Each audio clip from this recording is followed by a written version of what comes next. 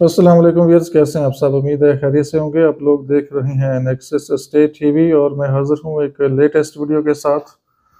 आज की वीडियो काफ़ी इम्पोर्टेंट है, स्पेशली बहरी एनक्लेव की जो मार्केट सिचुएशन है, इसके हवाले से आपसे कंप्लीट डिस्कस करेंगे और कौन कौन से फैक्टर हैं जो मार्केट को इफ़ेक्ट करते हैं। स्पेशली बहरी एनक्लेव से रिलेटेड मेरी डिस्कशन होगी, क्योंकि जो बहरी एनक्लेव की मार्केट है वो थोड़ी सी डिफरेंट मार्केट है और ये तकरीबन आप कह सकते हैं क्लोजली टू इस्लामाबाद मार्केट है। तो बाकी जो एयरपोर्ट साइड पे सोसाइटीज़ हैं, चक्री रोड है, इस तरह से मोटरवे साइड है, तो उसकी जो मार्केट है वो डिफरेंट है। तो दोनों को आप आपस में मिक्स नहीं कर सकते, ना कंपेयर कर सकते हैं, क्योंकि ये बहरी एनक्लेव एक तो लोकेशन के हिसाब से वेरी प्राइम लोकेशन है, इसकी लोकेशन के हिसाब से बहुत अच्छा है। दूसरा, यहाँ पे डेवलपमेंट काफ़ी हो चुकी है और ये लिवेबल है, रहने के काबिल है। अगर आप घर बनाते हैं तो आपको पता है कि यहाँ पे जो बेसिक फैसिलिटीज़ हैं वो अवेलेबल हैं। और बाकी अगर आप एयरपोर्ट साइड पर जाते हैं, वहाँ पे जो सोसाइटीज़ हैं अभी मतलब डेवलप हो रही हैं, फ्यूचर में तो डेफिनेटली वहाँ भी ऑल फैसिलिटीज़ आ जाएंगी। तो वहाँ पे जो डेवलप सोसाइटीज़ हैं वो तो ठीक होगी, जैसे फैसल टाउन है उसकी मार्केट ठीक होगी। इस तरह से टॉप सिटी है, उसकी मार्केट भी ठीक हो सकती है, क्योंकि एयरपोर्ट के पास है, डेवलप है। बाकी जो लोकेशंस हैं जो थोड़ी सी अभी मतलब स्टार्टिंग स्टेज पे हैं, जिनमें अभी 4-5 साल 6 साल लगेंगे, तो उनकी मार्केट डेफिनेटली इस टाइम पे बहुत ज़्यादा डाउन है और कोई बायर कोई इन्वेस्टर नहीं है, तो बहुत कम वहाँ पे सेल परचेज हो रही है। तो हम डिस्कस करेंगे बहरिया एनक्लेव इस्लामाबाद। ऑलरेडी आप वीडियोस देखते रहते हैं और आपको सारी लोकेशन का भी आइडिया है। ओवरऑल जो सब्सक्राइबर हैं वो मोस्टली जानते हैं बहरी एनक्लेव के हवाले से, लेकिन न्यू लोग जो रिसेंटली जिन्होंने चैनल सब्सक्राइब किया है या फ्यूचर में वीडियो को देखेंगे, तो उनके लिए बहरी एनक्लेव के हवाले से जानना बहुत ज़रूरी है। इसकी मार्केट कैसी है, कैसा यहाँ पे डेवलपमेंट का स्टैंडर्ड है। ये साथ साथ मैंने कुछ वीडियोस पिक्चर भी अटैच की हैं, आप इनको भी देख सकते हैं। इससे आपको थोड़ा सा आइडिया मिल जाएगा बहरी एनक्लेव के हवाले से, और साथ साथ आपको इन्फॉर्मेशन भी मिल जाएगी मार्केट के हवाले से। तो जो न्यू लोग, तो अगर अगर फर्स्ट टाइम आप लोग वीडियो देख रहे हैं तो आप लोग वीडियो को लाइक भी करें और चैनल को सब्सक्राइब कर लें, और अपने दोस्तों को, रिलेटिव को, जिनका इंटरेस्ट बहरी एनक्लेव के हवाले से है, चैनल को सब्सक्राइब कर लें, ताकि आने वाली वीडियोस आपको मिलती रहें। और बेल आइकॉन पे ऑल नोटिफिकेशन पे भी ज़रूर क्लिक करें। तो हम आप लोगों के लिए काम करते हैं, वीडियोस बनाते हैं, मतलब आप लोगों को इन्फॉर्मेशन के लिए। तो हम कोशिश करते हैं कि टाइम टू टाइम आपको मार्केट के हवाले से अपडेट करें। वैसे तो कोई बहुत ज़्यादा चेंजेस नहीं है, ओवरऑल आपको पता ही है जो इस टाइम पे इकोनॉमिक सिचुएशन है, जो गवर्नमेंट की सिचुएशन है, आप सब लोग जानते हैं। तो कोई ऐसी इस टाइम पे तेज़ी मार्केट में नहीं आने वाली और ना ही वो नज़र आ रही है। वैसे भी रमज़ान मुबारक के महीने में जो रियल इस्टेट मार्केट है, स्पेशली बहरी एनक्लेव के हवाले से अगर हम बात करें, तो वो काफ़ी स्लो हो जाती है। सेल परचेज काफ़ी कम होती है और रेट्स बहुत ज़्यादा डाउन नहीं होते, लेकिन ट्रेडिंग काफ़ी कम हो जाती है। तो उम्मीद तो हम रखते हैं इंशाल्लाह कि ईद के बाद, यहाँ बड़ी ईद के बाद मार्केट में कुछ बेहतरी आएगी, कुछ चांसेस हमें लगते हैं। लेकिन ये सारी चीज़ें डिपेंड करती हैं आपके जो डोमेस्टिक हालात हैं वो कैसे हैं, किस तरफ को जाते हैं, कौन सी पॉलिसीज़ आपकी बनती हैं रियल इस्टेट के हवाले से, क्या मज़ीद टैक्स आयद होते हैं, क्या इन्वेस्टर फ्रेंडली पॉलिसीज़ आती हैं, कोई सब्सिडी आती है, नहीं आती, और जो टैक्सेस हैं रॉ मटेरियल है उसके ऊपर टैक्सेस वगैरह लगते हैं, नहीं लगते, फॉरेन डायरेक्ट इन्वेस्टमेंट पाकिस्तान में आती है, नहीं आती। तो बहरी एनक्लेव की मार्केट इस टाइम पे बिल्कुल नॉर्मल कंडीशन में है, बहुत ज़्यादा तेज़ी नहीं है, बिल्कुल डेड भी नहीं है, लेकिन एंड यूज़र इस टाइम पे बाइंग कर रहे हैं। स्पेशली जो डेवलप प्लॉट्स हैं उन प्लॉट्स की बाइंग हो रही है, और जो स्टार्ट के सेक्टर्स हैं वहाँ तो डेफिनेटली जो प्राइसेस हैं वो ऊपर हैं, प्राइसेस डाउन नहीं है। अगर हम स्टार्ट के जो सेक्टर हैं इसमें बात करें 10 मरला प्लॉट की, जो एक आइडियल साइज़ है तकरीबन एक रीज़नेबल फैमिली के लिए, तो यहाँ भी जो रेट आपको मिलता है इस टाइम पे सेक्टर में तकरीबन 2 करोड़ से ऊपर है, मैक्सिमम 2 करोड़ 80 लाख तक है। इस तरह सेक्टर C1 है, C2 है, C3 है। तो C1 में जो अच्छी लोकेशन के प्लॉट हैं, डेवलप एरियाज़ हैं, जो पुराने प्लॉट हैं, तो वो भी तकरीबन आपको 1 करोड़ 75-80 लाख से लेकर 2 करोड़ 2 करोड़ 20-25 तक आपको 10 मरले का रेट मिलता है। इस तरह C3 है, C2 है, तो यहाँ भी तकरीबन सेम यही सिचुएशन है। अब C1 में जो न्यू एरियाज़ डेवलप हो रहे हैं उनमें टाइम के साथ साथ कुछ चीज़ें आपको रीज़नेबल मिलेंगी अगर वो डेवलप हो जाता है एरिया। जो न्यू डील के प्लॉट्स थे, इस तरह से कुछ एरिया नॉन डेवलप पड़ा हुआ है लैंड की वजह से, तो फ्यूचर में हो सकता है वहाँ पे आपको रेट्स थोड़े से कम मिलें। तो बाकी जो आगे सेक्टर है, सेक्टर F है, इस तरह से C1 एक्सटेंशन है, सेक्टर F1 है, सेक्टर G है, H, I, J के सारे जो आगे सेक्टर्स हैं। तो 5 मरले के हिसाब से देखें तो वो भी बहुत ज़्यादा प्राइसें आपको नीचे नहीं मिलती। जस्ट सेक्टर I है जिसमें आपको कोई ना कोई चीज़ रीज़नेबल मिलने के चांसेस होते हैं। बाकी सेक्टर N है, H है, यहाँ पे तकरीबन हर वक्त डिमांड रहती है और 85 से लेकर 1 करोड़ की ब्रैकेट में आपको प्लॉट्स मिलते हैं नॉर्मली। अगर कोई यूनिक कैटेगरी का प्लॉट होगा तो वो 1 करोड़ से ऊपर होगा। तो इस मतलब स्लो मार्केट में भी जो प्राइसेस हैं वो बहुत ज़्यादा डाउन नहीं है। रीज़न डेवलप सेक्टर्स हैं, लिविंग है, लोकेशन अच्छी है, यहाँ पे कस्टमर कोई ना कोई आता रहता है, एंड यूज़र की मार्केट है ये। तो जब एंड यूज़र की मार्केट बन जाती है तो वहाँ पे प्राइसेस का गिरना बहुत कम हो जाता है। अब जैसे आप इस्लामाबाद की बात कर लें, F7 है, F6, F8, इस तरह जो I सीरीज़ है, E सीरीज़ है, इस तरह से F सीरीज़, G सीरीज़, जो पोश एरियाज़ हैं, डेवलप सेक्टर्स हैं, तो वहाँ पे आप रेट्स चेक कर लें। मार्केट स्लो है लेकिन आपको रेट ऊपर मिलेंगे और कम प्राइस पे कोई चीज़ अवेलेबल नहीं है। और मैंने भी जो 10-15 साल में देखा है, कोई भी गवर्नमेंट हो, इंटरनेशनली कुछ भी हो, ग्लोबली कोई भी मतलब फैक्टर आ जाए, तो ये जो इस्लामाबाद की मार्केट है ये रिवर्स नहीं हुई, ये डाउन नहीं हुई।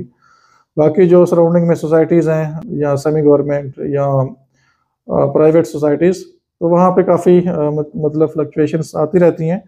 लेकिन जो डेवलप एरियाज़ हैं, डेवलप मार्केट है इस्लामाबाद की, वहाँ पे कोई इफ़ेक्ट नहीं होता और इसका ग्लोबली कोई इम्पेक्ट नहीं पड़ता। इस तरह से बहरी एनक्लेव की जो मार्केट है इसके ऊपर भी आपका मतलब कोई ख़ास इफ़ेक्ट नहीं होता। लाइक कोरोना जब आया था तो उस टाइम पे मार्केट बिल्कुल खामोश हो गई थी 2-3 महीने के लिए, लेकिन बहुत ही जल्दी मतलब हालात कंट्रोल में हो गए और फिर मार्केट उसी जो स्टेज में थी वो चल पड़ी। तो इसी तरह से जो बहरी एनक्लेव की मार्केट है ये एंड यूज़र मार्केट है स्पेशली, और यहाँ पे आपको जब भी बाइंग करनी है या इन्वेस्टमेंट करनी है तो थोड़ा सेंसिबल तरीके से देखभाल करके सर्च करके तो फिर आपको यहाँ पे इन्वेस्टमेंट करनी है। ऐसा नहीं है कि बस किसी डीलर ने बता दिया और आपने आंखें बंद करके इन्वेस्टमेंट कर ली। तो इस वीडियो में थोड़ी सी आपसे मार्केट के हवाले से हम बात कर रहे हैं। तो मार्केट को इफ़ेक्ट करने वाले मेरे नज़दीक 3 फैक्टर होते हैं। एक तो डोमेस्टिक हैं, मुल्क के अंदर जो हालात होते हैं, एक तो वो मार्केट को इफ़ेक्ट करते हैं। एक इंटरनेशनली फैक्टर्स होते हैं जो मार्केट को इफ़ेक्ट करते हैं, और एक फैक्टर वो होता है जो विद इन द सोसाइटी होता है, वो भी मार्केट को कुछ हद तक इफ़ेक्ट करता है। अगर हम थोड़ी सी डिस्कशन कर लें इन फैक्टर्स के हवाले से, सबसे पहले अगर हम बात करें इंटरनेशनली, तो इंटरनेशनल में आपका जो फॉरेन एक्सचेंज रेट है वो आपको इनडायरेक्ट इफ़ेक्ट करता है। फॉर एग्ज़ाम्पल जैसे अब डॉलर की प्राइस है वो ऊपर है, तो ये हेल्प करता है ओवरसीज़ को कि वो पाकिस्तान में डॉलर्स भेजें, और जब वो कन्वर्ट करेंगे इन रुपीज़ तो आपको रुपीज़ ज़्यादा मिलेंगे।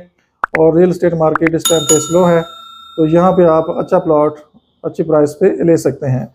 अगर आपका जो एक्सचेंज रेट है डॉलर की प्राइस मतलब कम हो जाती है, अगर फॉर एग्ज़ाम्पल हम अज्यूम कर लेते हैं 150 रुपये का डॉलर हो जाता है, तो जब आप बाहर से डॉलर भेजेंगे पाकिस्तान में तो आपको डॉलर ज़्यादा भेजने पड़ेंगे, और यहाँ पे आप जब कन्वर्ट करेंगे तो आपको पाक रुपीज़ में कम पैसे मिलेंगे और आप अच्छी प्रॉपर्टी बाइंग नहीं कर सकेंगे। अगर आप अच्छी प्रॉपर्टी बाइंग करना चाहेंगे तो आपको फिर ज़्यादा डॉलर्स भेजने पड़ेंगे। तो इस तरह से जो फॉरेन एक्सचेंज रेट है ये भी इनडायरेक्ट इफ़ेक्ट करता है रियल एस्टेट मार्केट को। इस तरह से जो फॉरेन इन्वेस्टर है उनके लिए भी आपने यहाँ पे जो इन्वायरमेंट है वो इन्वेस्टर फ्रेंडली इन्वायरमेंट बनाना होगा। उनके लिए जो पॉलिसीज़ हैं वो आपको अच्छी बनानी पड़ेंगी, उनको अच्छी जॉब सिक्योरिटी देनी पड़ेगी। इस तरह से अगर वो यहाँ पे इन्वेस्टमेंट करते हैं तो उनको आपकी गवर्नमेंट के ऊपर ट्रस्ट होना चाहिए। और इस तरह से फिर स्टेबिलिटी होनी चाहिए मुल्क में। जो भी आपका फॉरेनर इन्वेस्टमेंट करने वाला बंदा है, जो भी फॉरेनर इन्वेस्टर है, तो उसको पता हो कि मुल्क में स्टेबिलिटी है, रूल ऑफ लॉ है।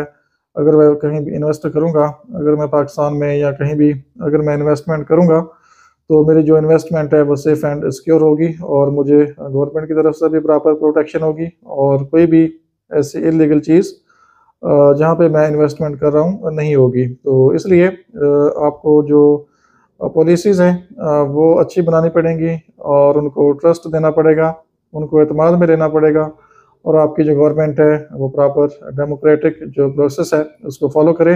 ये नहीं है कि 2 साल बाद अगर आपकी मतलब इकॉनमी ठीक हो रही है, आपकी गवर्नमेंट ठीक चल रही है, तमाम चीज़ें सही प्लान के मुताबिक हो रही हैं, तो 2 साल बाद 3 साल बाद आप गवर्नमेंट को गिरा दें और उसके बाद फिर आप कहें जी मुल्क में इन्वेस्टमेंट आए, स्टेबिलिटी आए। तो जो फॉरेनर इन्वेस्टर होता है वो काफ़ी सेंसिटिव होता है और उसको कम से कम रूल ऑफ लॉ, स्टेबिलिटी, अच्छी पॉलिसीज़, सिक्योरिटी, ये चीज़ें आप देंगे तो वो इंशाल्लाह ज़रूर इन्वेस्ट करेगा। तो बाकी मुल्कों में क्यों इन्वेस्टमेंट होती है? तो बाहर के मुल्कों में इन्वेस्टमेंट क्यों जाती है? क्योंकि वहाँ पे रूल ऑफ लॉ है, सिक्योरिटी है, सेफ्टी है, स्टेबिलिटी है। ऐसा नहीं है कि अगर उनकी इन्वेस्टमेंट कहीं पे हो रही है तो 2 साल बाद 3 साल बाद गवर्नमेंट ख़त्म हो जाए या आप मतलब किसी इन्वेस्टर के घर में घुस जाएं और तोड़ फोड़ करें और उनको अरेस्ट करके ले जाएं। प्रॉपर वहाँ पे रूल ऑफ लॉ है और स्टेबिलिटी है और उनको ट्रस्ट है अपनी गवर्नमेंट के ऊपर कि हम जो भी इन्वेस्टमेंट करेंगे, जो भी काम करेंगे वो सेफ़ एंड सिक्योर तरीके से इंशाल्लाह होगा। तो इसलिए दुबई की मार्केट देख लें, दुबई की रियल एस्टेट देख लें, बहुत ज़्यादा इन्वेस्टमेंट गई है वहाँ पे। पाकिस्तान की इन्वेस्टमेंट काफ़ी वहाँ पे गई है। इस तरह से बाकी मुल्कों से भी इन्वेस्टमेंट वहाँ पे आई है। तो क्यों आई है? रूल ऑफ लॉ है, स्टेबिलिटी है और कोई फ्रॉड वगैरह के चांसेस नहीं होते। और इस तरह से बाकी आप सऊदी अरब देख लें, बादशाहत है लेकिन स्टेबिलिटी है प्रॉपर रियल एस्टेट के हवाले से। ज़्यादा पॉलिसीज़ तो हम नहीं जानते लेकिन जहाँ तक हमें मतलब देखने को मिलता है, इस तरह से वहाँ पे प्रॉपर रूल ऑफ लॉ है। कोई किसी किस्म की मतलब जो भी इन्वेस्टमेंट आप करेंगे, आपको बिला वजह तंग नहीं किया जाएगा। कहीं पे मतलब आपको पैसे दे के एनओसी नहीं लेना पड़ेगा। तो मतलब हर अदारा अपने डोमेन में प्रॉपर तरीके से काम करता है ओवरसीज़ मुल्कों में। तो अगर अपने अदारों को आप ठीक कर लें तो डेफिनेटली आपकी सारी चीज़ें ठीक हो जाती हैं। इसके बाद अगर हम बात करें डोमेस्टिक, जो मतलब लोकली आपके मुल्क में कौन सी चीज़ें हैं जो मार्केट को इफ़ेक्ट करती हैं, तो इसमें इसमें भी काफ़ी सारी चीज़ें हैं। कुछ हम डिस्कस कर लेते हैं। एक तो इंटरेस्ट रेट है। अगर आपका इंटरेस्ट रेट बहुत ज़्यादा होगा तो रियल एस्टेट मार्केट इफ़ेक्ट होगी और लोग जब बैंक से कर्ज़ा लेंगे तो डेफिनेटली उनको इंटरेस्ट रेट ज़्यादा देना पड़ेगा। तो वो भी एक रीज़न है कि ज़्यादा लोग जो जॉब होल्डर हैं या मिडल मैन है वो बैंक से लोन लेके इन्वेस्ट नहीं कर सकते। इस तरह से जो इन्वेस्टर जो मतलब इंटरेस्ट खाते हैं, सूद खाते हैं, डेफिनेटली उनको अगर बैंक उनको मतलब अच्छा इंटरेस्ट रेट दे रहा है तो वो रियल एस्टेट में नहीं आएंगे। वो चाहेंगे चले कम से कम बैंक से उनको एक फ़िक्स इनकम आ रही है, बेशक वो तो भले वो सूद ही खा रहे हैं लेकिन वो अपने तौर पर सेटिस्फाई हैं जी हमें फ़िक्स इनकम आ रही है। रियल एस्टेट मार्केट का कोई पता नहीं है क्योंकि जो हालात हैं, कभी मार्केट अप है, कभी डाउन है, कभी कोई ऐसी चीज़ मतलब ले लें जो स्टक हो जाए, तो कम से कम बैंक में जो भी पैसा पड़ा है फ़िक्स इनकम आ रही है। तो इंटरेस्ट रेट भी इफ़ेक्ट करता है रियल एस्टेट मार्केट को। इसके बाद एम्प्लॉयमेंट है। अगर आप एम्प्लॉयमेंट अपॉर्चुनिटीज़ क्रिएट नहीं करेंगे तो भी रियल एस्टेट की मार्केट इफ़ेक्ट होती है। नई एम्प्लॉयमेंट आएगी, अपॉर्चुनिटीज़ आप क्रिएट करेंगे, फिर आपकी डेफिनेटली जब एम्प्लॉयमेंट आती है तो आपको स्पेसेस चाहिए होती हैं कमर्शियल के लिए। और जब आपके एम्प्लॉयमेंट आएगी डेफिनेटली उनको स्पेसेस चाहिए होंगी रेंट के हवाले से, लिविंग के हवाले से। आपको मतलब अगर हैवी एम्प्लॉयमेंट आती है तो डेफिनेटली आपकी जो डिमांड है वो बढ़ जाती है। रेजिडेंशियल एरियाज़ की रेंटल वैल्यू बढ़ जाती है। अगर कोई ऐसी कंपनी जो चीज़ बाय करके, जो प्लॉट बाय करके अपना प्रोजेक्ट लॉन्च करना चाह रही है तो डेफिनेटली आपकी स्पेस, आपकी लैंड सेल होगी, वहाँ पे बिल्डिंग बनेगी, प्रोजेक्ट बनेंगे। लेकिन उन सब चीज़ों के लिए जो चीज़ें पहले डिस्कस की हैं कि फॉरेन इन्वेस्टर के लिए आपको फ्रेंडली इन्वायरमेंट बनाना होगा, सिक्योरिटी देनी होगी और उनके लिए अच्छी पॉलिसीज़ बनानी होंगी, वो टैक्स के हवाले से हों, सिक्योरिटी के हवाले से हों, वो रूल ऑफ लॉ के हवाले से हों। तो जो भी आप अच्छी पॉलिसी बनाएंगे उसका आपको अच्छा रिजल्ट मिलेगा इंशाल्लाह। इसके बाद डोमेस्टिक के तौर पर देखें तो आपका मतलब टैक्स पॉलिसीज़ आ जाती हैं। इसके बाद गवर्नमेंट की पॉलिसीज़ हैं, मतलब आप जो टैक्स लगाने जा रहे हैं, डिफरेंट जो कंपनीज़ हैं, सीमेंट के हवाले से है, ब्रिक्स के हवाले से है, इस तरह से जो मटेरियल यूज़ होता है कंस्ट्रक्शन में, फिनिशिंग एक्सेसरीज़ हैं, अगर आप ज़्यादा हैवी टैक्स इम्पोज करेंगे तो डेफिनेटली रॉ मटेरियल महंगा हो जाएगा और लोगों की बाइंग पावर कम होगी, तो आपकी रियल एस्टेट इंडस्ट्री इफ़ेक्ट होगी। इस तरह से एक और जो फैक्टर है, इस तरह से समटाइम गवर्नमेंट सब्सिडीज़ भी देती है। जब आप अपनी ब्लैक मनी को वाइट करते हैं तो डेफिनेटली काफ़ी लोग उसको इन्वेस्ट करते हैं रियल एस्टेट में। तो जब आप कोई सब्सिडी देते हैं तो उस टाइम भी काफ़ी रियल एस्टेट में इन्वेस्टमेंट आती है, तो वो भी डिपेंड करता है कि गवर्नमेंट कब सब्सिडी अनाउंस करती है। इसके बाद सबसे बड़ी चीज़ ट्रस्ट का होना है। ट्रस्ट एक ऐसी चीज़ है, बात करें तो ट्रस्ट के ऊपर मतलब आपकी मार्केट चलती है। और ट्रस्ट की अगर हम बात करें, trust take years to build, seconds to break and forever to repair. तो ट्रस्ट का होना बहुत ज़रूरी है। अगर ट्रस्ट होगा मार्केट में तो डेफिनेटली आपकी मार्केट ऊपर आएगी, लोग इन्वेस्ट करेंगे और मार्केट आपकी बेहतर तरीके से चलेगी। ट्रस्ट को बनाते हुए ईयर्स लगते हैं, सालों में ट्रस्ट बनता है। अगर आपने ट्रस्ट तोड़ना है तो कुछ सेकंड्स में टूट जाता है, अगर आप उसको रिपेयर करने में लगेंगे तो फिर आप फॉर एवर लगे रहेंगे। लेकिन एक दफ़ा जब ट्रस्ट टूट जाता है तो फिर रिपेयर नहीं होता, ठीक है। अगर रिपेयर हो भी जाए तो पहले वाली बात नहीं रहती। इसके बाद आपका जो कंट्री है उसका इमेज भी इंटरनेशनली बेहतर होना चाहिए।